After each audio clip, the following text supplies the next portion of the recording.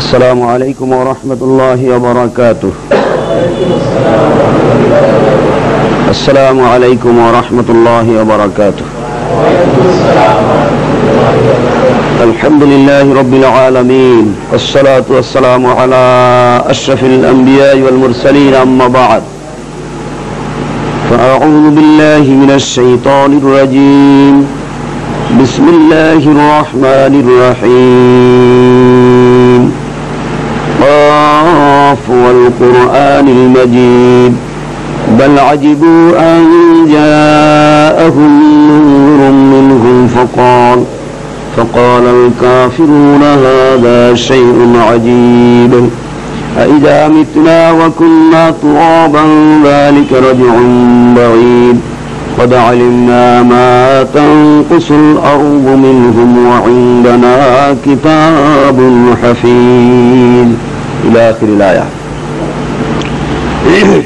وقال تعالى في آيات أخرى إن الذين يكفرون بالله ورسله ويريدون أن يفرقوا بين الله ورسله ويقولون نؤمن ببعض ونكفر ببعض ويريدون أن يتخذوا بين ذلك سبيلا أولئك هم الكافرون حقا وأعتدنا للكافرين عذابا مهينا.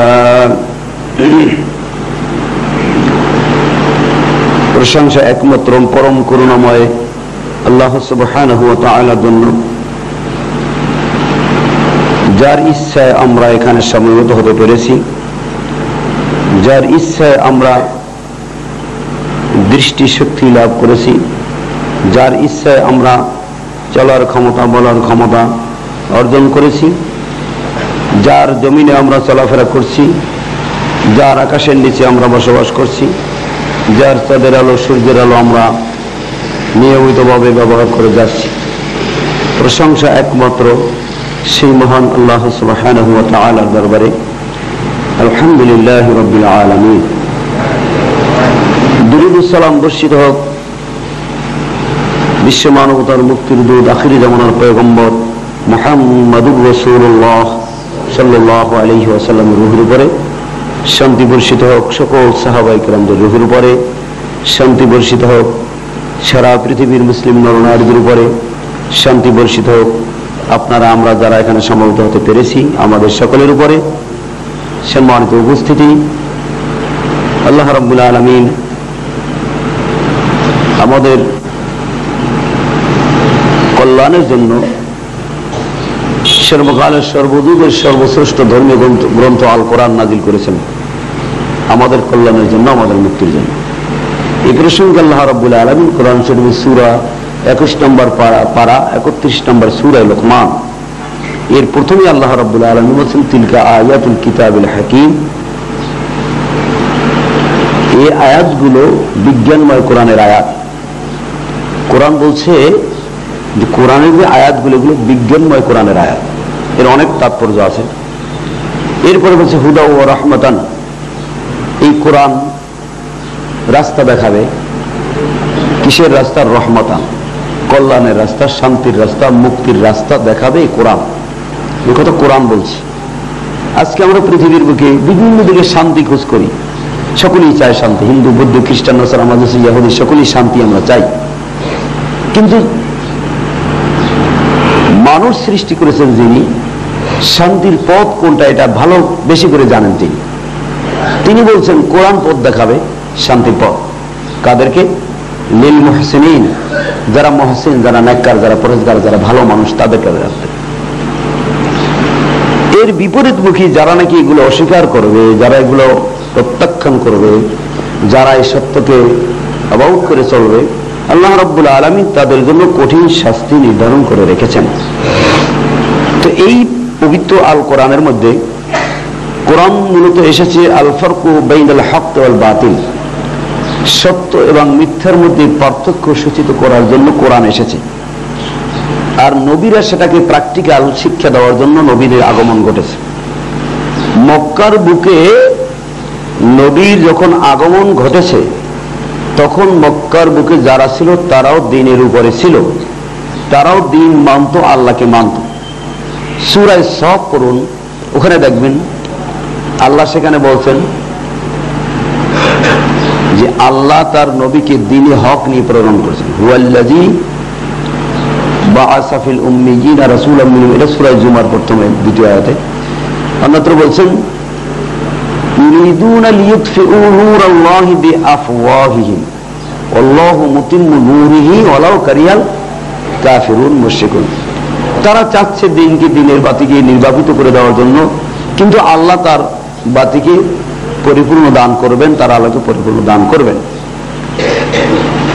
আল্লাহ তার নবীকে পাঠালেন দ্বীনে হক নিয়ে। কেন? লিউযহিরাহু আলা দ্বীনি কুল্লিহি, সকল দ্বীনের উপরে দ্বীনে হককে প্রতিষ্ঠিত করার জন্য নবীকে পাঠালেন। তাহলে আলা দ্বীনি কুল্লিহি বলে অন্যান্য যে আদর্শ মতাদর্শ সেই যুগে ছিল সেটাকে দ্বীন বলে আখ্যায়িত করেছে কোরআন, সেটাকে দ্বীন বলছে, কিন্তু ওটা দ্বীনে হক নয়। নবী যেটা নিয়ে এসেছেন ওটা দ্বীনে হক। এই দ্বীনে হক কোনটা এবং দ্বীনে হক কোনটা নয়, এটাকে স্পষ্ট করার জন্য নবীদের আগমন ঘটেছে। সমাজে দ্বীন মানত, আল্লাহকে মানত, তাদের চলার পথ ছিল, তবু পয়গম্বরদের আগমন, কোরআনের আগমন কেন ঘটলো? দুইটি কারণে। একটি কারণ হলো সমাজে যে প্রচলিত নিয়ম আছে এই নিয়মগুলো কোনটা ঠিক কোনটা ঠিক নয় এটা স্পষ্ট করে দেওয়ার জন্য নবীদের আগমন ঘটেছে। যে যেটা করতেছে দ্বীনের নাম ওটা দ্বীন নয়, এইটা দ্বীন। যে সালাত আদায় করছে ওটা সালাত নয়, এভাবে পড়তে হবে, এটাই সালাত। এই কোনটা ঠিক এবং কোনটা ঠিক নয় এই পার্থক্য করার জন্য কোরআন এসেছে এবং এর ট্রেনিং দেওয়ার জন্য পয়গম্বর এসেছে দুনিয়ার বুকে। আর অজানা জিনিস যেটা আদৌ মানুষ জানে না, সেই অজানা জিনিস আল্লাহর পক্ষ থেকে জাতিকে জানিয়ে দেওয়ার জন্য পয়গম্বরদের আগমন ঘটেছে। কারণ হলো দুইটি, একটি হলো সমাজের ভুল সংশোধনের জন্য নবীদের আগমন, দ্বিতীয় হলো অজানা জিনিসকে আল্লাহর পক্ষ থেকে জানিয়ে দেওয়ার জন্য কোরআনের আগমন। কথা কি আমরা বুঝতে পেরেছি? এই দুইটি উদ্দেশ্যে কোরআন এবং পয়গম্বর দুনিয়ার বুকে আল্লাহ প্রেরণ করেছেন। তো এই কোরআন, এই ওহী, এই নবী অমান্য যারা করবে তাদের মধ্যে সবচেয়ে সলিড অস্বীকারী, পিওর একেবারে সলিড কাফের কোন লোকগুলো, সেই ব্যাপারে আজকের খুতবার বিষয়বস্তু। শাব্দিক অর্থ ইন্নাল্লাযীনা ইয়াকফুরুনা বিল্লাহি ওয়া রাসূলিহি, নিশ্চয়ই যারা কুফরি করে আল্লাহর সাথে রাসূলের সাথে, ওয়া ইউরিদুনা আন ইউফাররিকু বাইনাল্লাহি ওয়া রাসূলিহি, এবং তারা পার্থক্য সূচিত করে আল্লাহ এবং আল্লাহর রাসূলের মধ্যে। ওয়া ইয়াকুলুনা নু'মিনু বিবাদি ওয়া নাকফুরু বিবাদ, আর তারা বলে আমরা কিছু মানি কিছু মানি না।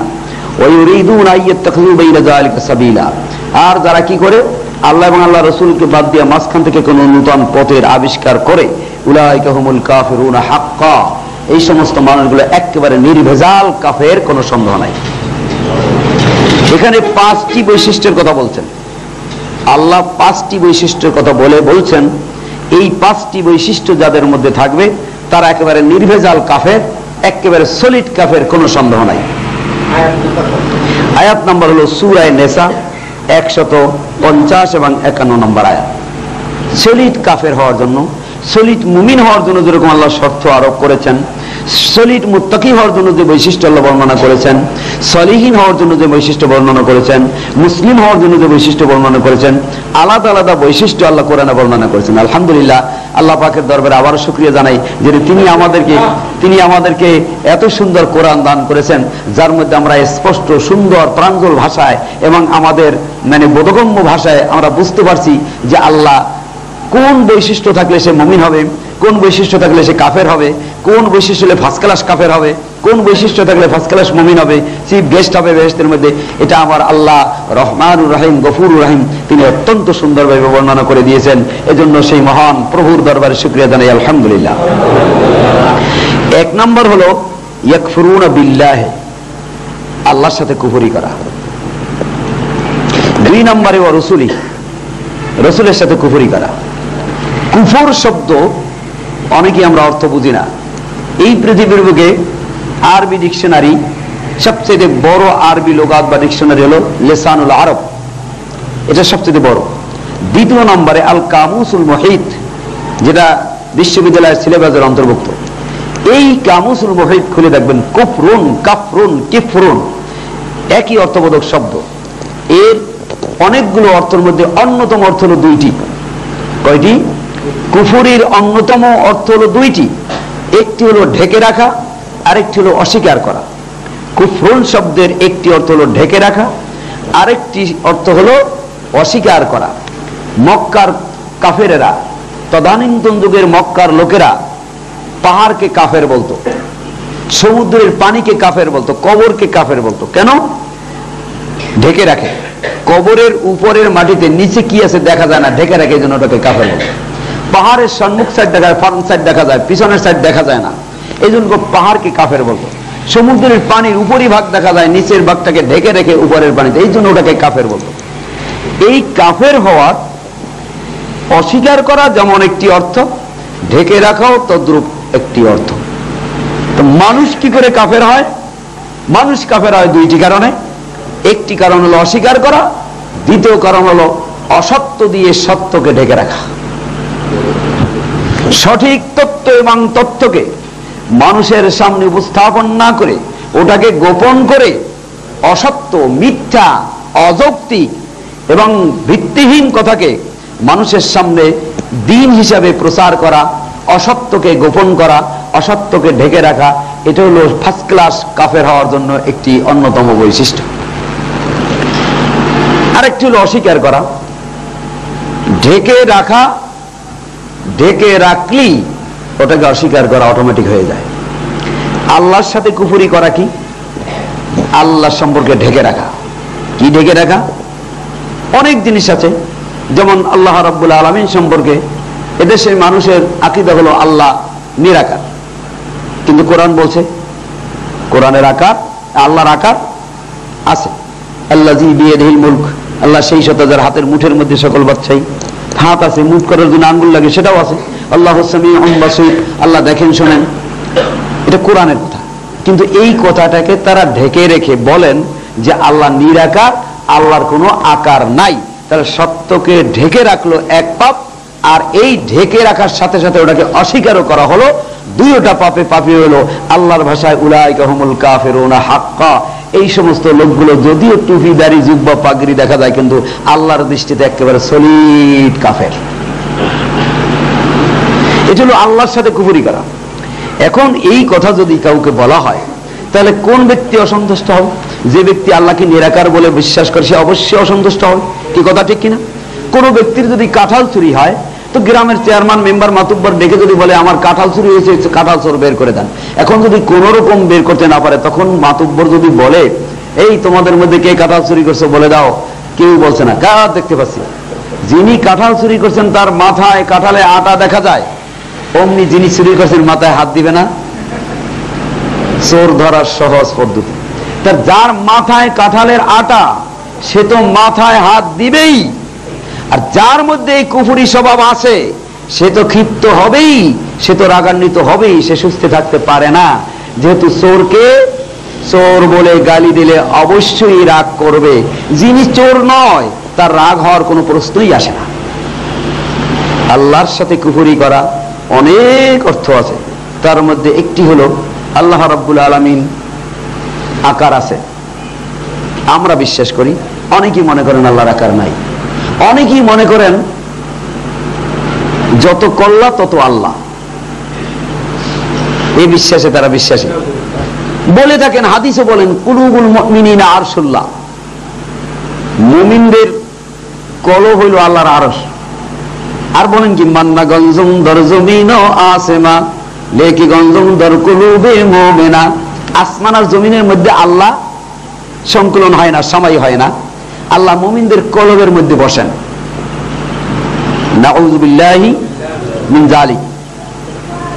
অথচ কোরআন বলছে আর রহমানু আলাল আরশি ইস্তাওয়া, রহমান তিনি আরশে সমাসীন, তিনি বসা, চেয়ারে বসা, কুরসিতে বসা। কোরআন বলছে আর আমরা বলি না আল্লাহ সব জায়গায় বিরাজমান। তাহলে আর রহমান ওয়াল আলার আরশে ইস্তাওয়া, কোরআনের এই আয়াতটাকে মিথ্যা প্রতিপন্ন করা হয়। দ্বিতীয়ত এই আয়াতটাকে ঢেকে রাখা হয়, গোপন করা হয়, জাতির সামনে উপস্থাপন করা হয় না।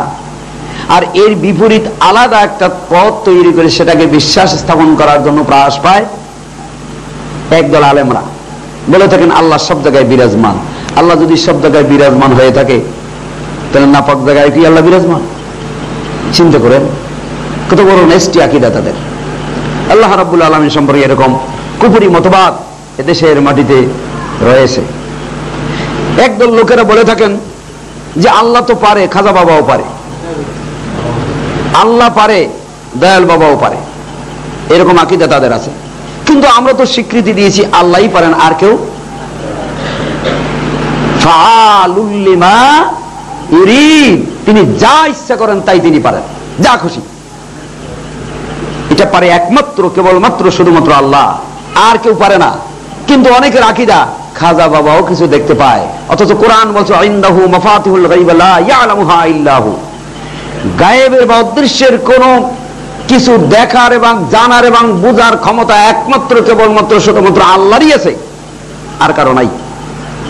গায়েবের অদৃশ্যের চক্ষু বুঝলে কেউ দেখতে পারে না, একমাত্র আল্লাহ দেখতে পারেন। আল্লাহই সব দেখতে পারেন, আর কেউ চক্ষু বুঝলে দেখতে পারেন, এটা বিশ্বাস করা কুফরি।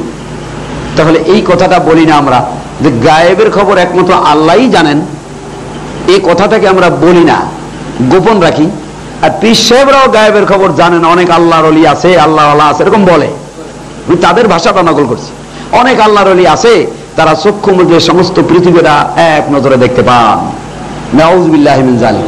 তাহলে এই অসত্যটাকে, মিথ্যাটাকে জাতির সামনে তুলে ধরলো, আর সত্যটাকে তারা গোপন করলো, ঢেকে রাখলো। উলাইকা হুমুল কাফিরুনা হাক্কা, এর হলো একেবারে সলিড কাফের। আমি যেহেতু খুতবার সময় কম, আমি সংক্ষিপ্ত আকারে এর লাস্টে একটা মেইন পয়েন্ট আছে, তার উপরে কিছু বক্তব্য রাখবো। এলো 1 নম্বর। 2 নম্বর রসুলের সাথে কুফরি করা। রসুল যা বলেন নাই, রসুল যা করেন নাই, রসুল যা সমর্থন দেন নাই, রসুল যা জীবনও চোখে দেখেন নাই, রসুল যা জীবনে কোনোদিন উল্লেখ করেন নাই, ভবিষ্যৎবাণীও দেন নাই, ওই রকম কোন কাজকে, ওই রকম কোন অদৃশ্য জিনিসকে রসুলের বলে চালিয়ে দেওয়া, এটা হলো অসত্যকে সত্য বলে সমাজে প্রচার করা। আর রসুল যেটাকে আসলে প্রকৃতপক্ষে বলেছেন সেটাকে ঢেকে রাখা, গোপন রাখা, এটা নাম হলো রসুলের সাথে কুফরি করা। এরকম যারা করবে উলাইকা হুমুল কাফিরুনা হাক্কা, একেবারে সলিড, একেবারে প্রকৃত কাফের তারা। এটা কিন্তু কোনো কবির কাব্যের কথা নয়, পৃথিবীর কোনো মানুষের কথা নয়, এটা সেই আল্লাহর কথা যিনি আপনাকে আমাকে এই পৃথিবীর বুকে ধারা পৃষ্ঠে প্রেরণ করেছেন। তিনি বলছেন কোরআনের ভিতরে, পৃথিবীর বুকে কোরআনের সমতুল্য কোন ধর্মীয় গ্রন্থ অতীতে ছিল না, আজ নেই, ভবিষ্যতেও থাকবে না। এটা সকলের সর্বসম্মতিক্রমে স্বীকৃত। এটা এই কিতাবের মতো একটা অক্ষর আজ পর্যন্ত কেউ তৈরি করতে পারে নাই। এটা বৈজ্ঞানিক দৃষ্টিতেও প্রমাণিত, দার্শনিকদের দৃষ্টিতেও প্রমাণিত, এটা আলেমদের দৃষ্টিতে প্রমাণিত, বিজাতিদের দৃষ্টিতেও প্রমাণিত, আল্লাহর দৃষ্টিতে তো প্রমাণিত বটেই। অতএব সেই কোরআন বলছে একেবারে সলিড কাফের হলো তারা যারা নবীর সাথে কুফরি করে, অর্থাৎ নবীর আসল আদর্শকে অস্বীকার করে, আর এর পরিবর্তে নবীর আসল আদর্শকে গোপন রাখে, ঢেকে রাখে, জনগণের সামনে উন্মুক্ত করে না, জনগণের সামনে ঢেকে রাখে, চুপ, জনগণ যেন জানতে না পারে। তারা কি? সলিড কাফের। কে বলছেন?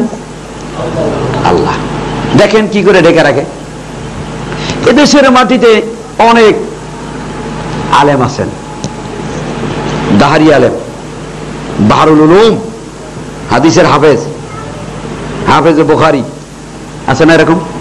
দেখেন এরা এই কাজটা করে কিনা। দেখেন কোরআনের আওতায়, কোরআনের আয়াতের দৃষ্টিতে যদি আমিও বেঁধে যাই, তা আমিও সেই সলিড কাফের হব, কোনো সন্দেহ নাই। আবু জাহেল যে অপরাধের কারণে আবু জাহেল হয়েছে, সেরা কাফের হয়েছে, সেই অপরাধ যদি আমার মধ্যেও থাকে, তাহলে যে অপরাধে আবু জাহেল যে জাহান্নামে যাবে, আমিও সেই একই অপরাধের কারণে ওই একই জাহান্নামে যাবে। এটাই যুক্তিসঙ্গত কথা। তাহলে আল্লাহ পাক বলছেন যারা নাকি গোপন রাখে, রসুলের কোন আদর্শকে গোপন রাখে, তাহলে তারা সলিড কাফের। লক্ষ্য করে দেখুন, আপনারা দেখতে পারবেন আমরা কোনো চোর নই, আমরা কোনো ডাকাত নই, আমরা কোনো সন্ত্রাসী নই। আল্লাহ আমাদেরকে দিয়ে যতটুকু ইচ্ছা করেন সত্য কথা বলার ততটুকু বলে থাকি, এতটুকুই আমাদের অপরাধ। কিন্তু আমরা বাজে কোনো কথা বলি না এবং সেটাকে গ্রহণ করি না, এটাই আমাদের অপরাধ। আর সবচেয়ে বড় অপরাধ হলো সত্য কোনটা, মিথ্যা কোনটা, হক কোনটা, বাতিল কোনটা, হালাল কোনটা, হারাম কোনটা, সহিহ কোনটা, জয়ীফ কোনটা, এটা পার্থক্য করে আমরা দেই। এটা হলো আমাদের সবচেয়ে বড় অপরাধ। বাংলার মাটিতে আহলে হাদিসদের সবচেয়ে বড় অপরাধ, বাংলার মাটিতে সবচেয়ে বড় অপরাধ আহলে হাদিসদের, সেটা হলো কোনটা হক কোনটা বাতিল, কোনটা জায়েজ কোনটা না জায়েজ, কোনটা সহিহ কোনটা জয়ীফ, এইটা আলাদা করে দেই। এটাই হলো সবচেয়ে বড় অপরাধ। দেখেন তারা বলে থাকেন, কিভাবে গোপন করে দেখেন। মুসলিম শরীফ 181 পৃষ্ঠা 7 নম্বর লাইনের নিচে আল্লাহর নবী একটি হাদিস, ইমাম মুসলিম অধ্যায়টা এনেছেন বাবুল আমর বিসসুকুন ফিস সালাত ওয়ান নাহই আনিল ইশারাতি বিল ইয়াদি রাফিআ ইনদা সালাম। সালামের সময় হাত উঁচু না করার অধ্যায়, এটা হলো ইমাম মুসলিম অধ্যায় এনেছেন।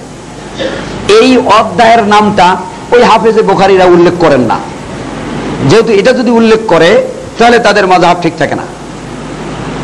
যেহেতু এটা হলো সালামের সময় হাত উঁচু না করার অধ্যায়, তো জনগণ বুঝে ফেলাইবে এটা কি বলতেছে, এটা তো সালামের সময়ের কথা, তো রফিদান করার সময় না, বুঝে ফেলবে। এই জন্য এটা গোপন রাখে, ডেকে রাখে। এই অধ্যায় 3টি হাদিস এসেছে, একই রাবী জাবের বিন সামুরা রাদিয়াল্লাহু তাআলা থেকে বর্ণিত। হাদাসানা আবু বকর বিন আবি শাইবা قال حدثنا وكيع الأعمش عن مسيب بن رافع عن تميم بن طرفة عن جابر بن سمورة رضي الله تعالى عنه قال خرج علينا رسول الله صلى الله عليه وسلم فقال ما لي أراكم رفيع أيديكم كأنها أذناب خيل شمس اسكنوا في الصلاة। জাবের বিন সামুরা রাদিয়াল্লাহু তাআলা বর্ণনা করছেন যে আল্লাহ নবী আমাদের কাছে আসলেন, এসে বললেন তোমাদের কি হলো, ঘোড়ার লাজের মতো উদ্বস্ত, ঘোড়ার লাজের মতো হাত উঠাও কেন? আসসালামু আলাইকুম, হাত দিয়ে এরকম করতাম। ফানাজারা ইলাইনা রাসূলুল্লাহ সাল্লাল্লাহু আলাইহি ওয়াসাল্লাম, রাসূল আমাদের দিকে তাকাইলেন। ফাকালা মালি আরাকুম রাফিয়া আইদিকুম কান্না হাজনাবু খাইলিন শামসুম, তোমাদের কি হলো, ঘোড়ার লাজের মতো তোমরা হাত উত্তোলন করো। শোনো, ইজা সাল্লামা আহাদুকুম, তোমাদের মধ্যে যখন কেউ সালাম ফিরাবে, ফালিয়ালতাফিত ইলা সাহিবিহি, সেজন্য তার পাশের ভাইয়ের দিকে ইলতিফাত করে তাকায়, ওয়ালা ইউমি বিয়াদি, সেজন্য হাত দিয়ে সালাম না দেয়। আগের হাদিসটা পড়লে বোঝা যায় নামাজের মধ্যে এটা করা যাবে না। পরের দুটো হাদিসে বোঝা গেল এটা করা যাবে না। কখন? সালামের সময়, দাঁড়ানোর সময় নয়। পরের হাদিস দুইটা গোপন রাখি এই জন্য, পরের হাদিসটিকে যদি দুইটা যদি জেনে যায় সবাই, তাহলে বুঝবে এটা তো দাঁড়ানোর সময় রফিলে জেনে করার কথা না, এটা তো সালামের সময়। এই জন্য এই দুইটাকে গোপন রাখে। আর যারা গোপন রাখবে, কুফরুন শব্দের অর্থ হলো গোপন রাখা, উলাইকা হুমুল কাফিরুনা হাক্কা, এই সমস্ত লোকের হলো সলিড কাফের। এই কাফের কিন্তু নামাজি কাফের, এই কাফের কিন্তু দাড়িওয়ালা কাফের, এই কাফের কিন্তু টুপিওয়ালা কাফের, এই কাফের কিন্তু হাদিসের হাফেজের কাফের। কথা ঠিক কিনা? সম্মানিত উপস্থিতি, লিখে নিতে পারেন। আমি যে কথাটা বললাম এটা ইসলামিক ফাউন্ডেশন, মুসলিম শরীফ, 2য় খণ্ড, 210 নম্বর পৃষ্ঠা, 851, 52, 53 নম্বর হাদিসে পাবেন। খুলে দেখবেন, আপনি দেখবেন ওখানে লেখা কি আর এরা বলে কি। এই হাদিস দিয়েই তারা বলে যে আল্লাহর নবী ঘোড়ার লাজের মতো হাত উত্তোলন করতে নিষেধ করেছেন, আর তোমরা আহলে হাদিসরা তারা ঘোড়ার লাজের মতো বারবার হাত উঠাও, আর আমাদেরকে গালি দেয়। কথা ঠিক কিনা? আমাদেরকে গালি দেয় না? এরা আহলে হাদিস, এরা কিচ্ছু জানে না, এদের আলেম নাই, এদের কিচ্ছু নাই, এরকম বলে কিনা? ভাই আমার হাজারো বার বলেন, আমরা তাতে খুশি, আলহামদুলিল্লাহ। আর কাউকে বলবো না, আমাকে যদি এরকম কথা কেউ বলে আমি অত্যন্ত খুশি হব, যেহেতু এর মধ্যে একটা বেনিফিট আছে। তার কি? আমাকে যদি কেউ মাওলানা, মুফতি, কম্পিউটার এই সেই বলে, তার মধ্যে ক্ষতি আছে। আর আমাকে যত খারাপ বলবে তার মধ্যে লাভ আছে। যেহেতু আমাকে যত খারাপ বলবে, আমি আল্লাহর কাছে তত মর্যাদা বেশি হবে আমার। আর আমার প্রশংসা যত করবে, ওই লোকটা তো মুশরিক হবেই হবে, আর আমিও মুশরিক হব। আমার প্রশংসা করলো অথচ আমি বাধা দিলাম না। নবী বলছেন যদি কেউ তোমার প্রশংসা করে তার মুখে মাটি মার। অথচ আমাদের দেশে অনেক আহলে হাদিসের আলেম দাবি করে, অথচ নিজেকে মুফতি বলে, নিজেকে মাওলানা বলে, নিজেকে এই বলে সেই বলে, অথচ এর কোনো প্রতিবাদ নাই। নিজে কোনো বলে না, প্রতিবাদ করা, আর ব্যাঙের মতো বেলুনের মতো ফুলতে থাকে প্রশংসায়। কথা ঠিক কিনা? সম্মানিত উপস্থিতি, তাহলে যারা গোপন করে তারা সলিড কাফের। আল্লাহর নবীর হোক অথবা রসুল কোরআনের হোক, নবীর কোন আদর্শকে যদি কেউ গোপন করে, মিশকাতের 210 নম্বর হাদিস পড়ে দেখবেন, আল্লাহ নবী বলছেন মান সুইলা ইলমান আলিমাহু, কোন ব্যক্তি কোন জিনিস সম্পর্কে জিজ্ঞেস করলো যা সে জানে, সুম্মা কাতামাহু, এরপর সে গোপন রাখলো, বলল না, বলে না, বললে চাকরি থাকে না, ভয়তে বলে না। অথবা বলতে গেলে এতদিন বলছি একটা, এখন যদি আমার মুখ থেকে আর একটা বলি তাহলে সমাজে আমার প্রেস্টিজ হ্যাম্পার হয়ে যাবে, এই জন্য বলে না। আল্লাহর নবী বলছেন উলজিমা ইয়াউমাল কিয়ামাতি বিলিজামিন মিনান নার, ওই আলেমের গলায় রশি লাগিয়ে কিয়ামতের মাঠে জাহান্নামে নিক্ষেপ করা হবে। এবং কোরআন বলছে সূরা বাকারা 42তম আয়াত, ওয়ালা তালবিসুল হাক্কা বিল বাতিল, সত্যের সাথে মিথ্যার সংমিশ্রণ করে কথা বলো না, সত্যের সাথে মিথ্যার সংমিশ্রণ করো না, সহির সাথে জয়ীব মিলিয়ে কথা বলো না, হালালের সাথে হারাম মিলিয়ে কথা বলো না, বাতিলের সাথে হকের সংমিশ্রণ করে কথা বলো না। খবরদার, হক হক হিসাবে চিহ্নিত করবে, মিথ্যা মিথ্যা হিসাবে চিহ্নিত করবে, এটাই তোমার দায়িত্ব। তোমার এমন কেবদারি করার দায়িত্ব তোমাকে দেওয়া হয় নাই, যেটা আল্লাহ হালাল করে না সেটাকে তুমি হালাল বলবে, যেটা আল্লাহ হারাম বলে না সেটাকে তুমি হারাম বলবে। এই অধিকার it is not fitting for a believer man or woman when a matter has been decided by Allah and is able to have any option about that decision, he is indeed on a clearly wrong path. وما كان لمؤمن ولا مؤمنة إذا قضى الله ورسوله أمرا। সূরা আহজাব 36 নম্বর আয়াত, আল্লাহ বলছেন আমি আমার নবীর মাধ্যমে যা decision দিয়েছি এর ব্যতিক্রম করার কোন অধিকার কোন ম্যান কোন ওম্যানকে দেওয়া হয় নাই। পৃথিবীর এমন কোন ব্যক্তিকে এই অধিকার দেওয়া হয় নাই যে ইসলামের মধ্যে কেউ একটু বাড়াবে অথবা কমাবে। তার অর্থই হলো যে আল্লাহর ভুল ধরা। এই জন্য পৃথিবীর বুকে কেউ মুক্তি হতে পারে না, কেউ মুক্তি হওয়ার যোগ্য না, কোনো মানুষের নামে মুক্তি শব্দ আসতে পারে না। যদি এটা জায়েজ হতো নবীর নামের সাথে হতো।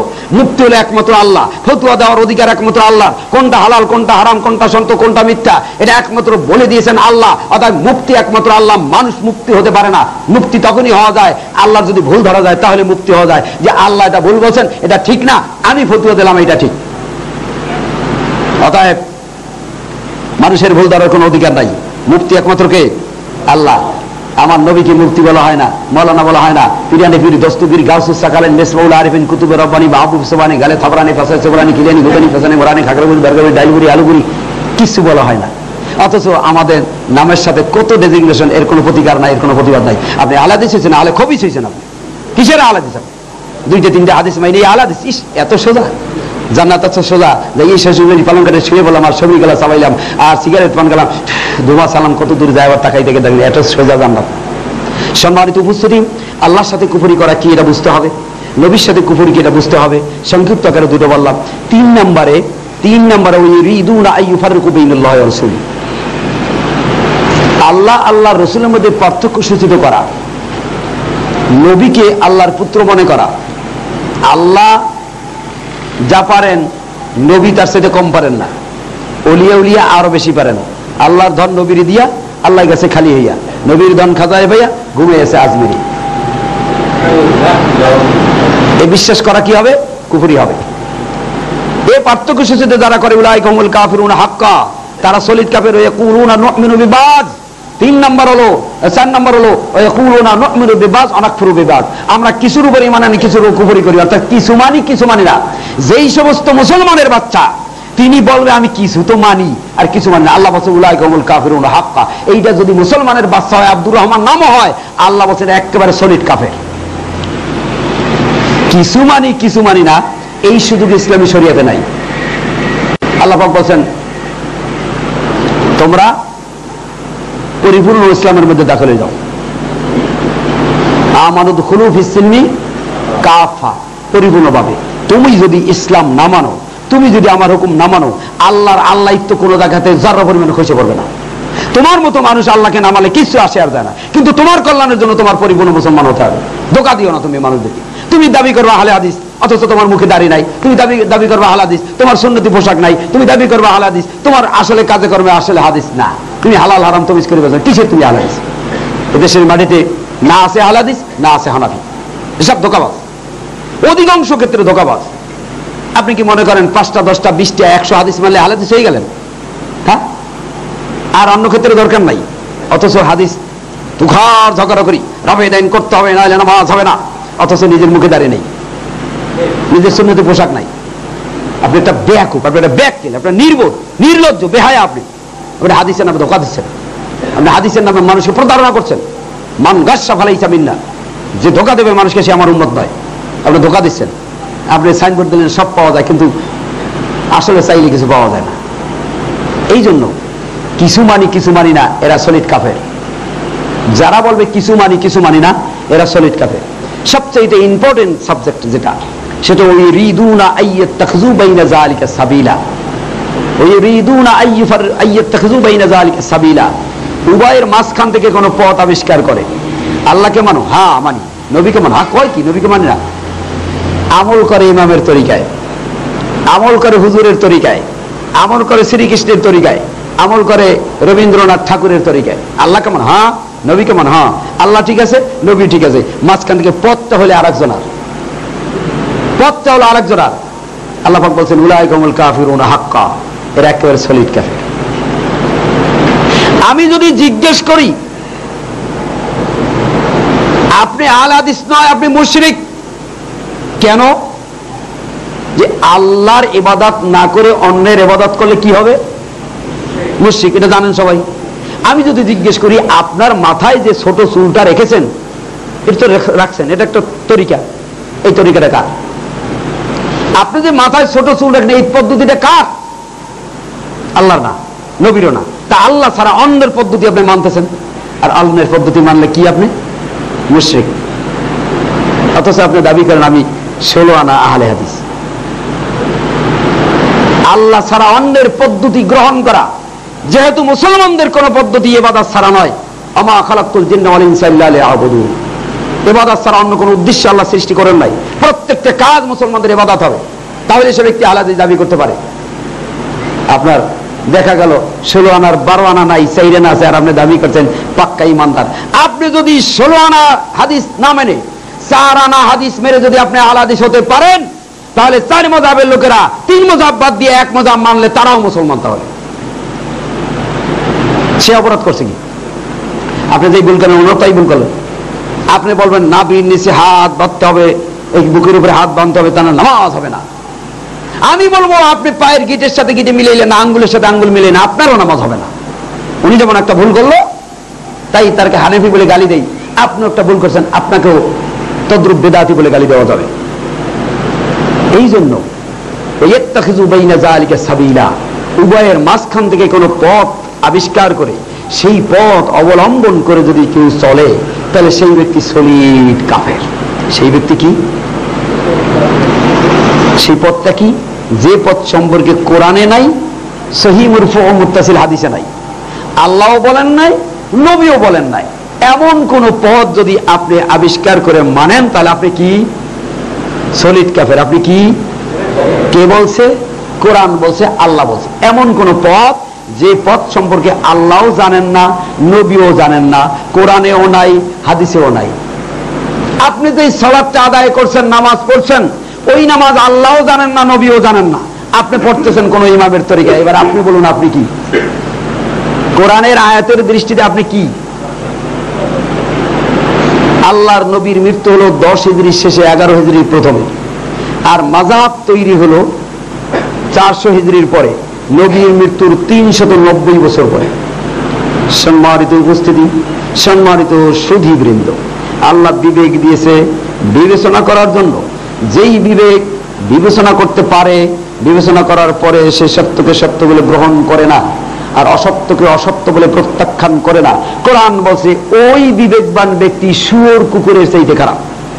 সূরা আরাফ 179 নম্বর আয়াত, লাহুম কুলুবুল লা ইয়াফকাহুনা বিহা, যাদেরকে বিবেক দিয়েছি, ভালো মন্দ বোঝার মতো জ্ঞান আছে, এই বুঝ শক্তিটুকু যাকে দিয়েছি, বুঝানোর পরে বোঝার পরও সত্যকে যে ব্যক্তি সত্য হিসেবে গ্রহণ করে না, আর অসত্যকে অসত্য জানার পরও যে ব্যক্তি বর্জন করে না, উলাইকা কাল আনআমি বাল হুম আযাল, এই সমস্ত মানুষগুলো চতুষ্পদ জানোয়ারের চাইতেও নিকৃষ্ট। কোরআন বলছে, আল্লাহ বলছে। আপনি বিবেক দিয়েছে আল্লাহ, একটু বিবেচনা করুন। আপনি হজ করতে, আপনি বিবেকের কাছে জিজ্ঞেস করেন, বিবেক তোর কাছে আমি প্রশ্ন করছি, আলেম ওলামা সব বাদ, হাদিস কোরআন বাদ, বিবেক তোর কাছে আমি জিজ্ঞেস করছি, তুই উত্তর দিবি এবার। আপনি যেই হন না কেন বিবেকের কাছে জিজ্ঞেস করুন যে হে বিবেক, মক্কায় গেলাম বাইতুল্লাহ শরীফে, বাইতুল্লাহ শরীফে যদি এখন পৃথিবীর বুকে নবী জীবিত থাকতো, আল্লাহর নবী ওই মসজিদে ইমামতি করতেন, কথা ঠিক কিনা? ওই নবীর জায়গায় তিনি ইমামতি করেন, ওখানে দেখে আসলাম ইমাম সাহেব বুকে হাত বাঁধেন, জোরে আমিন বলেন, রাফুল ইয়াদাইন 3 বার করেন, ওখানে দেখে আসলাম আর আমার দেশে এসে দেখি বাইতুল মুকাররমের ইমাম পায়খানার টাঙ্কির নিচে হাত বাঁধেন, রাফুলে দেন, একবার করেন। বিবেক, তুই এবার উত্তর দে কোনটা ঠিক। বিবেক, তোর বিবেচনা আছে, উত্তর দে। বাইতুল্লাহ শরীফে জিবরিল আমিন নবীকে নামাজ শিক্ষা দিয়েছেন, আর নবী সাহাবীদেরকে শিখিয়ে দিয়েছেন। বাইতুল মুকাররমে নবী জীবনেও আসেন নাই। এবার বিবেক, তুমি বলো কোনটা ঠিক। বিবেক কি উত্তর দিবে? বিবেক একটা উত্তর দিবে যে নবী যেইখানে এসে নামাজ শিক্ষা দিয়েছেন, পৃথিবীর কেন্দ্রস্থল, ওই জায়গায় নামাজের বুকে হাত বান্ধা, আর আমার বাইতুল মুকাররমের মসজিদে ইমাম সাহেবের নিচে হাত বান্ধা, অবশ্যই নবী যেটা শিখিয়েছেন ওইটাই ঠিক হবে। বিবেক সাক্ষ্য দিবে, কথা ঠিক। এই সাক্ষ্য দেওয়ার পরও যদি আপনি বলেন যে বাপদা তারা কি বুঝে নাই, এত বড় বড় আলেম তারা কি বুঝে নাই, এত মানুষ কি ভুল করে, তা আপনিও সেই কাফের। মক্কার আবু জাহেল ছিল যেই কাফের। তার কারণ মক্কা আবু জাহেল এই 4 কারণে কাফের হয়েছে। আবু জাহেল 4 কারণে কাফের হয়েছে, 4টার ব্যাপারে দলিল আছে কোরআনে। যখন নবী হক কথা বলতে লাগলেন, তখন মক্কার নেতারা বলতে লাগলেন, আমরা বুঝি নাই, আমরা লেখাপড়া করি নাই। কোরআনের সূরা কাসাসের 50 নম্বর আয়াত নাযিল হলো, ওমান আযাল্লু মিম্মান ইত্তাবা হাওয়াহু বিগাইরি হুদাম মিনাল্লাহ। ওই ব্যক্তির চাইতে গোমরা কে হতে পারে যে নিজের মতকে প্রাধান্য দেয় যে আমি কি কিছু বুঝি না। এটা হলো গোমরা। এই আয়াত যখন নাযিল হলো, আবার চাক্কা ঘুরিয়ে বলো যে বাপদা তারা কি কিছু বুঝে নাই। সূরা বাকারার 170 নম্বর আয়াত দিয়ে যখন ধমক দিয়েছে, তখন আবার চাক্কা ঘুরিয়ে বললো যে বুঝলাম বাপদা তারা ভুল করছে। এত মানুষই কি ভুল করে? সূরা আনামের 59 কি বলে, সূরা আনামের 116 নম্বর আয়াত, ওয়াইন তুতি আকসারা মান ফিল আরদি ইউদিল্লুকা আন সাবিলিল্লাহ। এই আয়াত যখন নাযিল হলো, তখন আবার বলো হ্যাঁ বুঝলাম বেশিরভাগ মানুষে ভুল করে। এত বড় বড় আলেম কি ভুল করে? সূরা তাওবার 34 নম্বর আয়াত নাযিল হয়ে যখন ধমক দিয়েছে, তখন চুপ হয়েছে। এই 4টি কথা, আমি কি কিছু বুঝি না, বাপদা তারা কি কিছু বোঝে নাই, এত মানুষ কি ভুল করে, এত বড় বড় আলেমকে ভুল করে, মক্কার কাফেরেরা কাফের হয়েছে এই 4টি কারণে। এই 4 কথার কারণে তারা কাফের হয়েছে। কাফের বলতে আলাদা কোনো জানোয়ার সমাজে বাস করে না। এই কথাগুলোর কারণে তারা কাফের হয়েছে। আপনিও যদি বিবেক সাক্ষ্য দিলে, হ্যাঁ নবী যেই মসজিদে নামাজ পড়েছেন, ওই মসজিদে নামাজ বুকে হাত বান্ধা, আর আমার বাংলাদেশের বাইতুল মুকাররমের মসজিদে নাবি নিসাদ বান্ধা, এটা ঠিক হইতে পারে না। যেহেতু এই মসজিদে নবী জীবন এসে নামাজ শিক্ষা দেয় না, বিবেক সাক্ষী দিল। বিবেক সাক্ষী দিল হ্যাঁ ওটাই ঠিক হওয়া উচিত। আরো সাক্ষ্য দিল, বিবেক তুই বল, এই বাইতুল মুকাররমের ইমাম সাহেব হজ করতে কি মক্কায় যায় না গয়া কাশি যায়? মক্কায় যায়।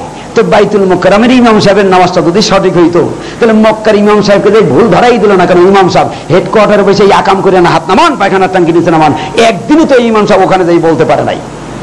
বিবেক তুই এবার বল, তুই এবার বল, কাবার ইমামের পাশে, কাবার ইমামের পিছনে বাইতুল মুকাররমের ইমাম নামাজ পড়ে, না বাইতুল মুকাররমের ইমামের পিছনে কাবার ইমাম নামাজ পড়ে? তুই এবার বল। যদি বাইতুল্লাহর ইমামের ভুল হতো, তাহলে এই বাইতুল মুকাররমের ইমাম সাহেব যে ভুল ধরাই দিত। আজ পর্যন্ত কোন পীর বুজুর্গ আউলিয়া দরবেশ ওই মক্কার ইমাম সাহেবরা যাই বলতে সাহস পায় না যে হুজুর ভুল করেন না। ওখান থেকে চোরের মতো গো ব্যাক। কি কথা ঠিক না? এবার বিবেকের কাছে বলেন, বিবেক তুই বল এবার কোনটা ঠিক। হুজুরদের কথা মানি না, হুজুরদের তাল ঠিক নেই। এক হুজুর গায়ে একটা, আর এক হুজুর গায়ে আরেকটা, এক হুজুর গায়ে এই, আর এক হুজুর গায়ে, মানি না কোন হুজুর। বিবেক তুই বল। বিবেকের সাক্ষ্য দিবে যে হ্যাঁ ওটাই ঠিক। এরপরেও যদি আপনি এই সত্যকে গ্রহণ না করে এরপরেও যদি বলেন ঠিক তো, তবে মানছে করিব কি, তো ঠিক বুঝলাম, কিন্তু সব মসজিদে এইটা করতে গেলে তো ফিতনার সিস্টেম। ঠিক তো বুঝলাম, এটা ঠিক, হাদিসেও দেখি, বুখারীতেও দেখি, সবই ঠিক আছে। সবচেয়ে বড় ইমাম আবু হানিফা সে ওইটা করছে, সবচেয়ে বড় মুহাদ্দিস ইমাম বুখারী সে ওইটা করছে, সবচেয়ে বড় পীর আব্দুল কাদের সে ওইটা করছে, সবচেয়ে বড় নবী মুহাম্মদ সাল্লাল্লাহু আলাইহি ওয়াসাল্লাম সে ওইটা করছে। এর প্রমাণ আছে আমাদের প্রত্যেকটার। সবাই যখন এইটা করছে, সবাই যখন এইটা করছে, তাহলে সেই বড়গুলো তোমার মনে আসলে তোমার বিবেক সাক্ষ্য দেবে। বিবেক অবশ্যই সাক্ষ্য দেবে যে কোনটা ঠিক। এই সাক্ষ্য দেওয়ার পরেও যদি আপনি অন্যটা করেন, আল্লাহ তাকে গালি দিয়ে বলছেন উলাইকা কাল আনআমি বাল হুম আযাল। এই মানুষগুলো শুয়োর কুত্তার চাইতে খারাপ। তার কারণ শুয়োর কুত্তা কোনোদিন ওয়াজ বোঝে না। ওরা হালাল কোনটা হারাম কোনটা এটা বোঝে না। হালাল কোনটা হারাম কোনটা সহিহ কোনটা জয়ীফ কোনটা এটা শুয়োর কুকুরে বোঝে না। এই জন্য শুয়োর কুকুর ওর চাইতে ভালো। ওরা শুয়োর কুকুরে নামাজ রোজা করে না, না বুঝা। আর এই মানুষগুলা বুঝে, বিবেক দিয়েছি, এত হাদিস কোরআন দিয়ে দেখায়, দেখি, বুঝি, জানি, তবু আমি করি না। এই জন্য আল্লাহ পাক রাগ হইয়া তাদেরকে শুয়োর কুকুরের চেয়ে খারাপ বলে গালি দিয়েছে। সম্মানিত উপস্থিতি, নবীর মৃত্যুর 390 বছর পরে মাযহাব তৈরি হলো। এইটা কি করে ফরজ হয়? বিবেকের কাছে একটু জিজ্ঞেস করলো, বিবেক একটু বলতো, আমি যদি মারা যাই, আমার মৃত্যুর 390 বছর পরে যদি আমার স্ত্রীর একটা ছেলে হয়, এই সন্তানটা কি করে হালাল হতে পারে? বিবেকের কাছে জিজ্ঞেস করেন, হালাল হতে পারে? আমার মৃত্যুর 390 বছর পরে আমার স্ত্রীর একটা সন্তান হলে যদি এটা হালাল সন্তান না হয়, তা আমার মৃত্যুর পরে 390 বছর পরে, নবীর মৃত্যুর 390 বছর পরে যদি একটা ফরজ হয়, তাহলে এইটা ফরজ হয় কি করে? চিন্তা করেন। ইমাম আবু হানিফা রাহমাতুল্লাহ তার মৃত্যুর 250 বছর পরে তার নামে মাযহাব ফরজ করা হলো, অথচ তিনি জানেন না। যার নামে মাযহাব হলো তিনি জানেন না, তিনি জীবনে কোনোদিন শোনেন না, কানেও শোনে নাই, অথচ তার নামে মাযহাব হলো। ব্যাপারটা সেরকম না? আমি মরে গেলাম, আমার মৃত্যুর 250 বছর পরে আমার স্ত্রী একটা সন্তান হইল, কিয়ামতের মাঠে আপনি বলবেন যে আল্লাহ, এই সন্তানের বাবা আমি না, আমি মরছি 250 বছর আগে, এর খবর তো আমি জানি না, আমার সন্তান হবে কি করে? সবাই দেখবে আসলে তো যুক্তিসঙ্গত কথা। কিয়ামতের মাঠে ইমাম আবু হানিফা বলবে আল্লাহ মিথ্যা কথা, আমি মাযহাব করি নাই, আমার মৃত্যুর 250 বছর পরে আমার নামে মাযহাব হয়েছে, আমি এর নাম গন্ধও জানি না।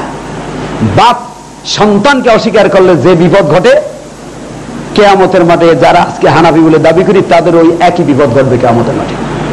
যেহেতু তিনি বলবেন যে মিথ্যা কথা, আমি আমার নামে মাযহাব তৈরি করতে বলি নাই, না মিথ্যা কথা। সম্মানিত উপস্থিতি, নবী জানেন না, আল্লাহ জানেন না, কোরআনে নাই, হাদিসে নাই, এইটা কি ইসলাম হতে পারে? তাহলে আপনি যে হানাফি মাযহাব মানেন, কোরআনেও নাই, হাদিসেও নাই, আল্লাহও জানেন না, নবীও জানেন না, এবার বুঝেন আপনি কোন ইসলাম মানেন। বিবেকের কাছে জিজ্ঞেস করেন, বিবেক এই পৃথিবীর বুকে সর্বকালের সর্বযুগের সর্বশ্রেষ্ঠ ব্যক্তিত্ব হলো একজন, কে সে? এই জমিন থেকে আল্লাহর আরশের কাছে ডেকে নিয়েছেন একজন ব্যক্তিকে, ওয়া ইন্নাকা লাআলা খুলুকিন আযীম বলে চারিত্রিক সনদ দিয়েছেন আল্লাহ একজন ব্যক্তিকে। আজকে পৃথিবীর বুকে অক্সফোর্ড ইউনিভার্সিটি, শিকাগো বিশ্ববিদ্যালয়, ক্যামব্রিজ বিশ্ববিদ্যালয়, আল আজহার বিশ্ববিদ্যালয়, বড় বড় শিক্ষা প্রতিষ্ঠান আছে না? কি আছে কিনা? সম্মানিত উপস্থিতি, থাকা সত্ত্বেও মুহাম্মদুর রাসূলুল্লাহ সাল্লাল্লাহু আলাইহি ওয়াসাল্লাম এর কোন একটা থেকে সনদ প্রাপ্ত হন নাই।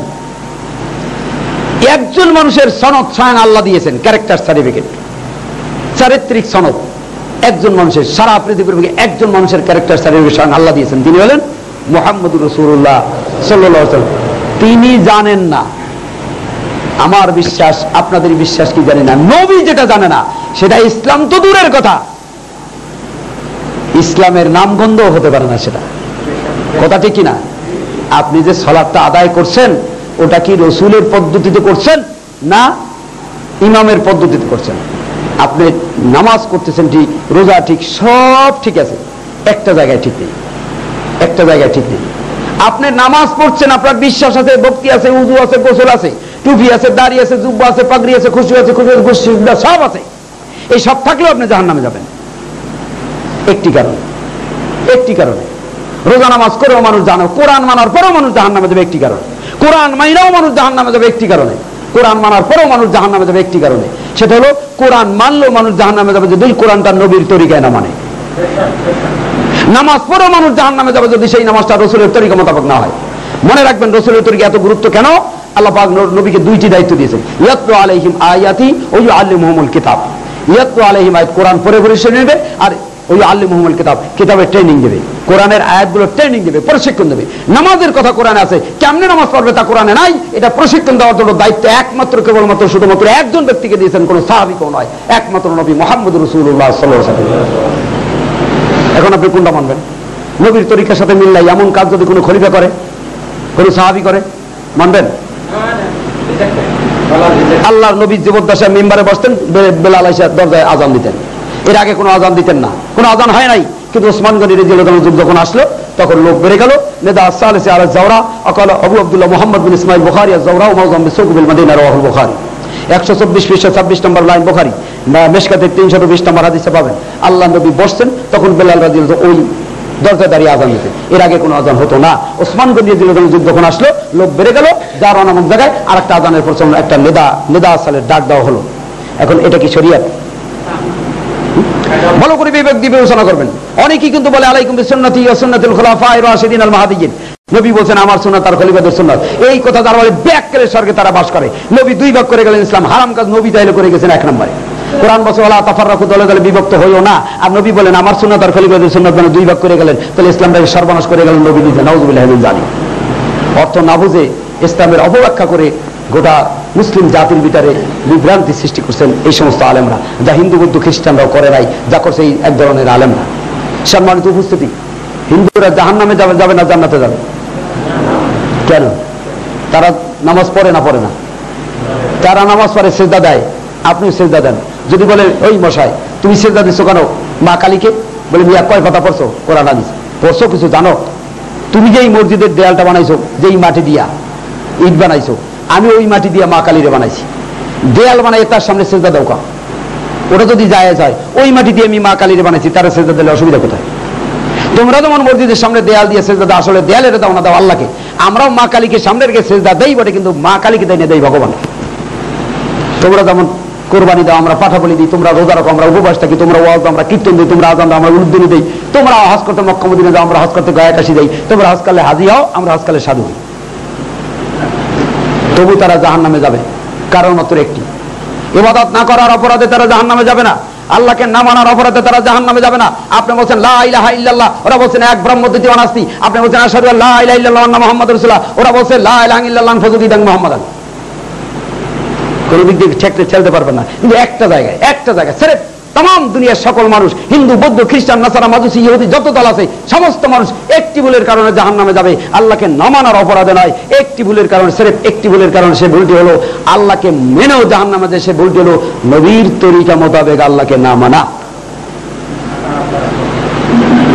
আপনার ইবাদত বন্দেগী, চলা ফেরা, খাওয়া দাওয়া, ওঠা বসা, লেনদেন, মামলাত মাসাদ, ব্যবসা বাণিজ্য সব হবে একজন ব্যক্তির তরিকায়, একজন ব্যক্তির শেখানো পদ্ধতি, মুহাম্মদুর রাসূলুল্লাহ সাল্লাল্লাহু আলাইহি ওয়াসাল্লাম। সেই পদ্ধতিতে আপনার করতে হবে। এই পদ্ধতিতে না হওয়া পর্যন্ত, চাবি যেরকম তালার সাথে কাটায় কাটায় না মেলা পর্যন্ত চাবি খোলা যায়, তালা খোলা যায় না, ঠিক নবীর সুন্নাত, নবীর আমলের সাথে কাটায় কাটায় না মেলা পর্যন্ত আল্লাহর কসম জান্নাতের তালা খোলা যাবে না। ছেড়ে নবীর আমল। নবীর আমল কি দেখেন, অন্য দল বাদ, আল হাদিসের ভিতরে কত ভুল। আপনাকে জিজ্ঞেস করলো, ফতুয়া জিজ্ঞেস করলো যে কবরস্থানে গিয়ে দলবদ্ধভাবে দোয়া করা যাবে কিনা।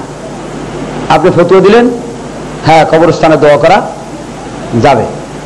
দলিল মুসলিম শরীফের 313 নম্বর পৃষ্ঠা। আল্লাহ নবী একদিন রাত্রে উঠলেন,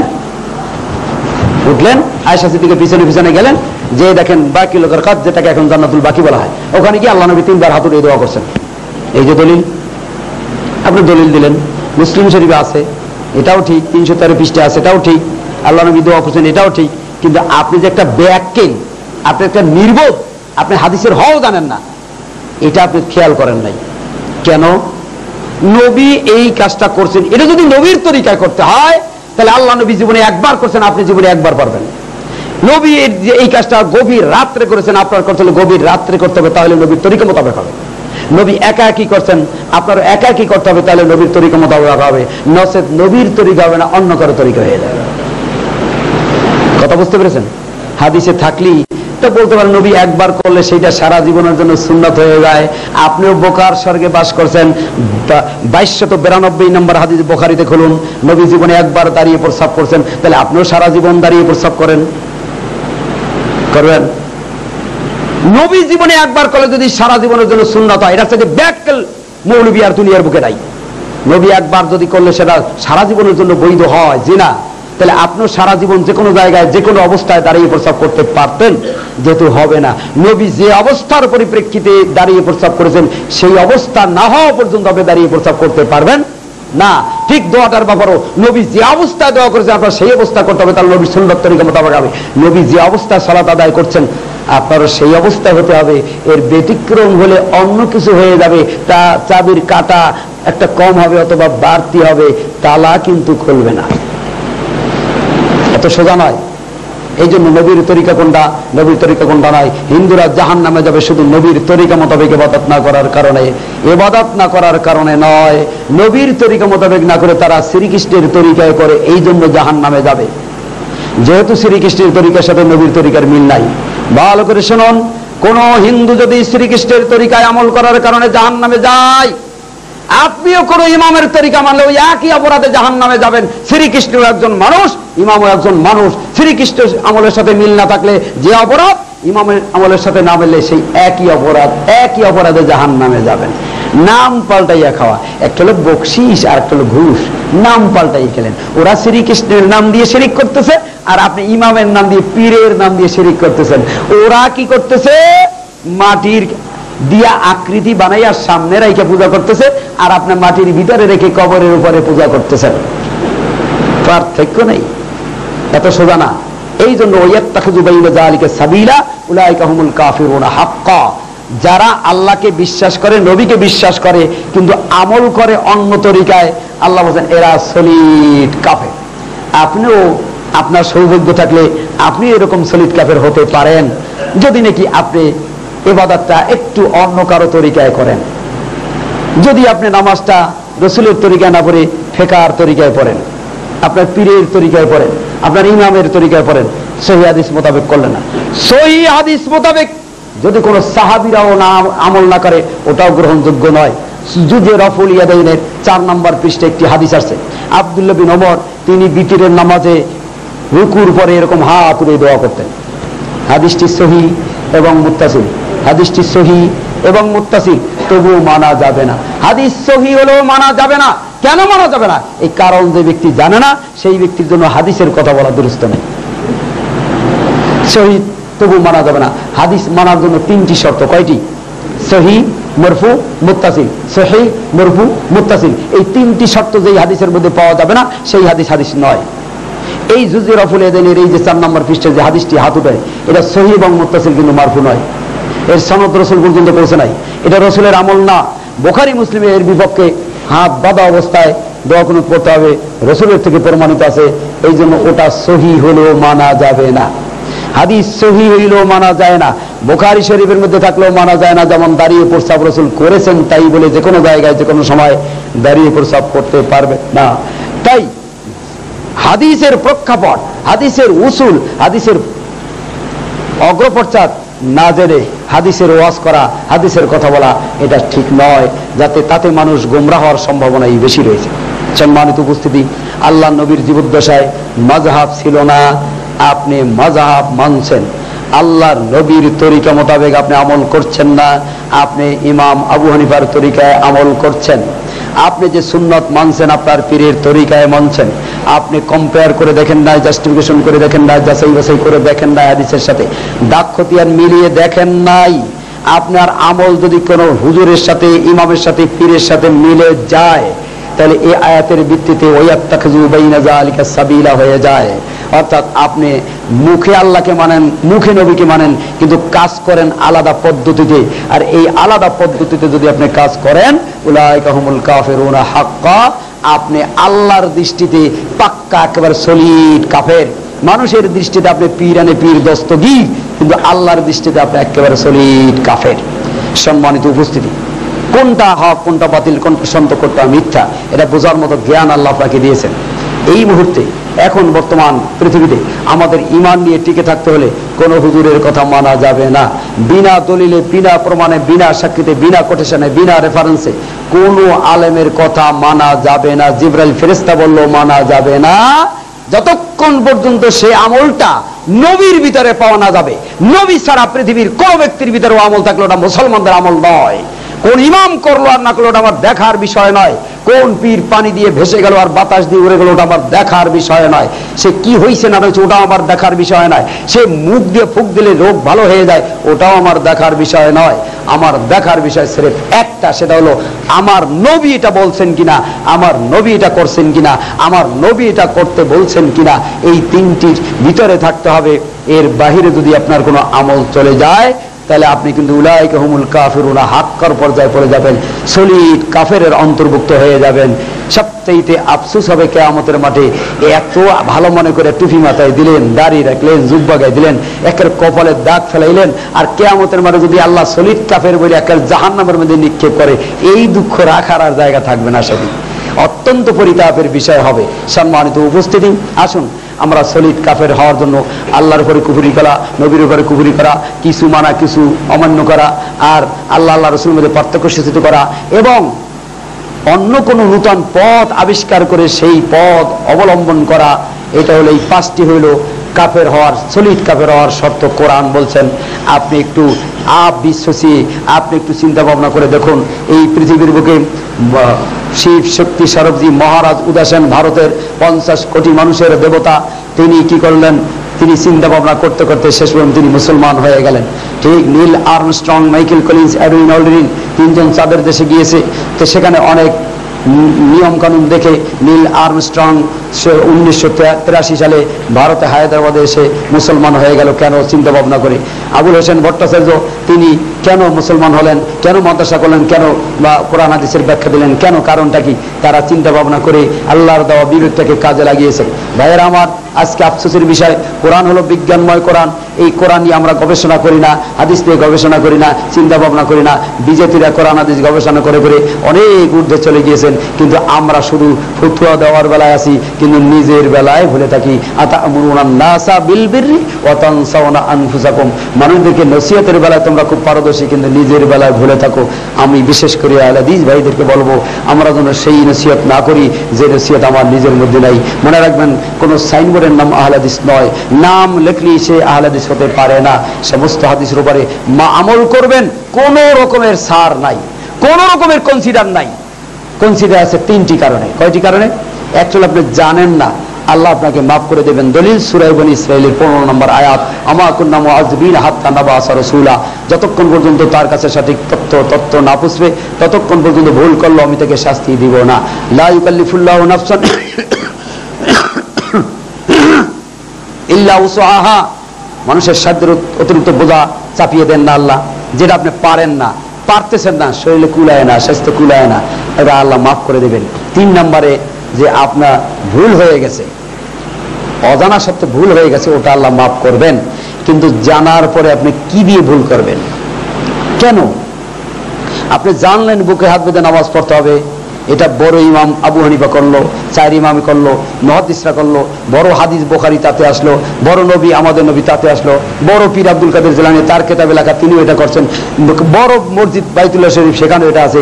এইগুলো সব বাদ দিয়ে আপনি কেন অন্যটা করতে যাবেন যেটার সাথে বড় সম্পর্ক নাই, সঠিকের সম্পর্ক নাই? সেইটা আপনি কেন করবেন? একটু বিবেকের কাছে বিবেচনা করবেন যে আমি যে সালাত আদায় করছি, বন্ধুরা আমার, বাবাজির আমার, আমি কিন্তু 1985 সাল পর্যন্ত ওই নাবিন নিসা আদমানদার পার্টিতে ছিলাম। 1985 সাল পর্যন্ত বড় মাদ্রাসায় লেখাপড়া করেছি, চাঁদপুর জাফরাবাদ কাসিমুল উলুম টাইটেল মাদ্রাসা, বিরাট মাদ্রাসা, বড় বড় মুহাদ্দিস, 14 বছর 16 বছর বুখারী শরীফ পড়ে, এত বড় বড় মুহাদ্দিস।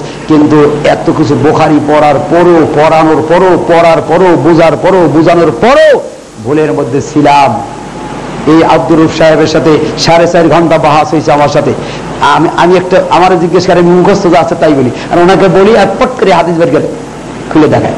শেষ পর্যন্ত আমাকে একটা কথা বলছিলেন যে আপনার কাছে সিয়াসত হাদিস মেশকাত সব আছে, আপনি একটা সত্য কথা বলবেন। বলে কি? বলে আপনি কি এইগুলা পড়ছেন পাশ করার উদ্দেশ্যে না আমল করার উদ্দেশ্যে? আমি পাশ করার উদ্দেশ্যে। সঠিক কথা বলছেন। এখন থেকে ওই কিতাবগুলো আমল করার উদ্দেশ্যে শুরু থেকে শেষ পর্যন্ত আবার শুরু করেন পড়া, তো ওর মধ্যে পেয়ে যাবেন, আমাদের কাছে আসা লাগবে না। এই কথাটা আমার খুব কাজে লাগছে যে আমার কিতাব আমাকে পড়তে বলছে, অসুবিধাটা কোথায়? আমি কিন্তু এরপরে ওই কিতাব আবার শুরু থেকে শেষ পর্যন্ত পড়ছি। কেন জানেন?